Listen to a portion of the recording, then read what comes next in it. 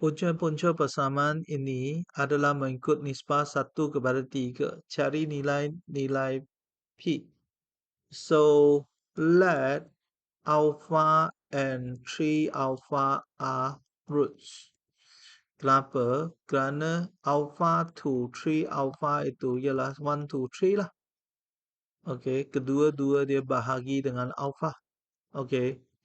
So, kita ada X square tambah PX tambah 27. Dia punya A ialah 1, B ialah P, C ialah 27.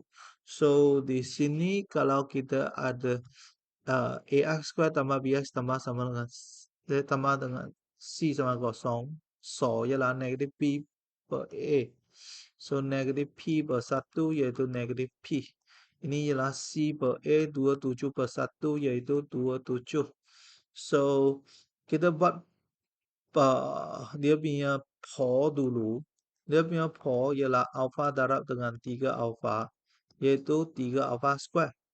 Kenapa? Kerana kita ada POR ialah 27. So, 3 alpha square sama dengan 27. So, alpha square ialah 9. Alpha ialah tambah tolak square root 9 iaitu tambah tolak 3.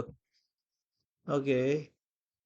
So, kalau kita ada ini ialah tambah tolak negatif 3. Okey. So, kita punya SOR adalah alpha tambah 3 alpha iaitu 4 alpha. Okey. So, negatif P sama dengan 4 alpha. Okey. Negatif P sama dengan 4 alpha.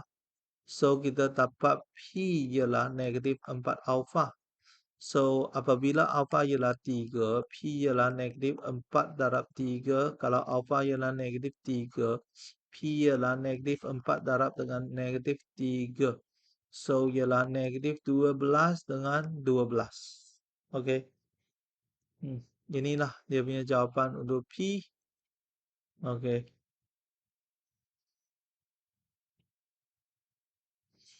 So, dengan saya punya experience, saya tahu 27 itu. Senang. Kita buat POR dulu, baru kita buat SOR. Tak semestinya setiap kali kita start dengan SOR.